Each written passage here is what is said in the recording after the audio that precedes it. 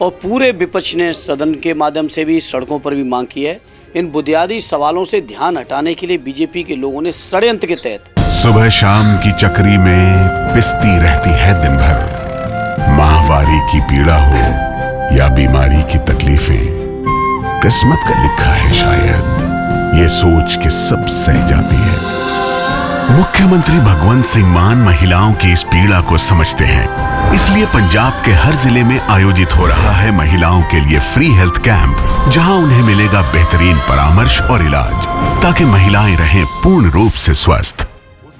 संसद में केंद्रीय गृह मंत्री अमित शाह के द्वारा बाबा साहेब आम्बेडकर पर दिए गए बयान को लेकर शुरू हुआ विवाद थमने का नाम नहीं ले रहा है। इस मुद्दे को लेकर पिछले दिनों संसद में हंगामा भी हुआ, सड़क पर विरोध प्रदर्शन भी किया गया और अब समाजवादी पार्टी के सांसद और अखिलेश यादव के भाई धर्मेंद्र यादव ने हमला बोला है और कहा है कि अपने बयान पर गृह मंत्री माफी मांगे, क्योंकि ये देश बाबा साहब का अपमान कभी स्वीकार और बर्दाश्त नहीं कर सकता। देखिए, वर्तमान में जो सबसे बड़ा देश के अंदर मुद्दा है, बाबा साहब भीमराव अम्बेडकर जी का जिस तरीके से अपमान किया है राज्यसभा के अंदर गृह मंत्री जी ने, वो बेहद अफसोसजनक है, शर्मनाक है। और पूरे विपक्ष ने सदन के माध्यम से भी, सड़कों पर भी मांग की है कि गृह मंत्री जी माफ़ी मांगें, क्योंकि ये देश बाबा साहब का अपमान कभी स्वीकार और बर्दाश्त नहीं कर सकता। यही नहीं, उन्होंने बेरोजगारी की समस्या को लेकर बीजेपी सरकार पर हमला बोला और कहा कि गन्ना किसानों को उनके दाम नहीं मिल रहे हैं, उन्हें डीएपी नहीं मिल रहा है, किसान खेती में थक चुके हैं।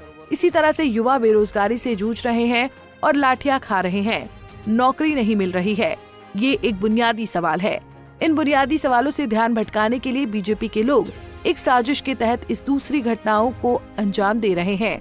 और हम बीजेपी के लोगों से पूछेंगे कि क्या आप वाकई सच्चे हिंदू हैं और सच्चे शिव भक्त हैं, तो कैलाश मानसरोवर को चीन से मुक्त करो। देखिए, जिनके पास कोई मुद्दे नहीं है, वो इस तरह के मुद्दों में देश को उलझाना चाहते हैं। देश की असली समस्याएं कुछ और हैं।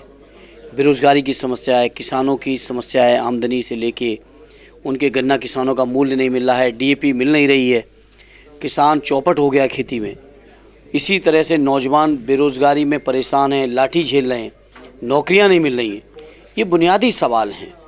इन बुनियादी सवालों से ध्यान हटाने के लिए बीजेपी के लोगों ने षड्यंत्र के तहत इस तरह की घटना कर रहे हैं। और हम बीजेपी के लोगों से कहेंगे, अगर आप वास्तव में सच्चे हिंदू हैं, सच्चे शिव भक्त हैं, तो कैलाश मानसरोवर को चीन से मुक्त कराओ। देश के जो हमारे शिव भक्त हैं, जिनकी धार्मिक भावनाएं जुड़ी हैं, कम से कम उन्हें वीज़ा लेने की ज़रूरत न पड़े चाइना से। उपचुनाव शुद्ध रूप से डकैती डाली गई है, वोटों की लूट की गई है। ये स्वाभाविक चुनाव या स्वाभाविक वोट नहीं है जो परिणाम सामने आए हैं। जिस प्रकार से विधायकों का बागी थे, जो बागी है, उनको क्या कहना चाहिए? कौन बागी हैं? जो अपने को बहुत बड़े बागी बनते हैं, उनको हमारे यहीं के आजमगढ़ के विधायक संग्राम सिंह जी ने आईना दिखा दिया सदन के अंदर। क्या है उनके अंदर? उनकी विधानसभा से ये इंडिया अलायंस और समाजवादी पार्टी उम्मीदवार 82,000 वोटों से जीते हैं, जो अपने को बहुत बड़े बागी बनते हैं। अब कोई हैसियत नहीं, मीडिया के लोग जरूर उनकी चर्चा कर रहे हैं। वहीं इस दौरान जब पत्रकारों ने अखिलेश यादव को लेकर सवाल किया, तो उन्होंने कहा कि भारतीय जनता पार्टी लगातार हमारे नेता अखिलेश यादव के कार्यकाल को बदनाम करने की बात करती रही है।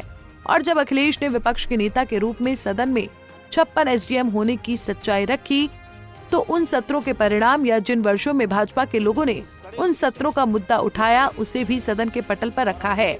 इसके बावजूद भी उत्तर प्रदेश के मुख्यमंत्री योगी आदित्यनाथ लगातार झूठ फैला रहे हैं, लोगों को गुमराह कर रहे हैं। देखिए, लगातार भारतीय जनता पार्टी हमारी सरकार को, हमारे नेता आदरणीय अखिलेश जी के मुख्यमंत्रित्व कार्यकाल को बदनाम करने की बात करते रहे और 86 में 56 एसडीएम होने की बात को लगातार सदन में, जबकि माननीय राष्ट्रीय अध्यक्ष जी ने नेता प्रतिपक्ष की हैसियत से सदन के पटल पर भी सच्चाई रख दी है। उस जिन सत्रों के या जिन सालों की बात भाजपा के लोगों ने उठाई। खैर, यूपी की राजनीति में अमित शाह द्वारा दिए गए बयान के बाद से सियासी माहौल गरमाया हुआ है। जानकारी के लिए आपको बता दें कि केंद्रीय गृह मंत्री अमित शाह डॉक्टर अंबेडकर की विरासत पर बोल रहे थे और उन्होंने कहा कि आजकल अंबेडकर का नाम लेना एक फैशन हो गया है। अंबेडकर अंबेडकर अंबेडकर, इतना नाम अगर भगवान का लेते तो 7 जन्मों तक स्वर्ग मिल जाता। यही नहीं, उन्होंने आगे कहा कि हमें तो आनंद है कि अम्बेडकर का नाम लेते हैं। अम्बेडकर का नाम अभी 100 बार ज्यादा लो, परंतु साथ अपने अम्बेडकर जी के प्रति आपका क्या भाव है ये मैं बताता हूँ। अम्बेडकर जी ने देश की पहली कैबिनेट से इस्तीफा क्यों दे दिया? अम्बेडकर जी ने कई बार कहा कि अनुसूचित जातियों और जनजातियों से हुए व्यवहार से मैं असंतुष्ट हूँ, सरकार की विदेश नीति से मैं असहमत हूँ और आर्टिकल 370 से मैं असहमत हूँ, इसलिए मैं मंत्रिमंडल छोड़ना चाहता हूँ। उन्हें आश्वासन दिया गया, आश्वासन पूरा नहीं हुआ तो उन्होंने इग्नोरेंस के चलते इस्तीफा दे दिया। Bureau report, Punjab Kesari TV.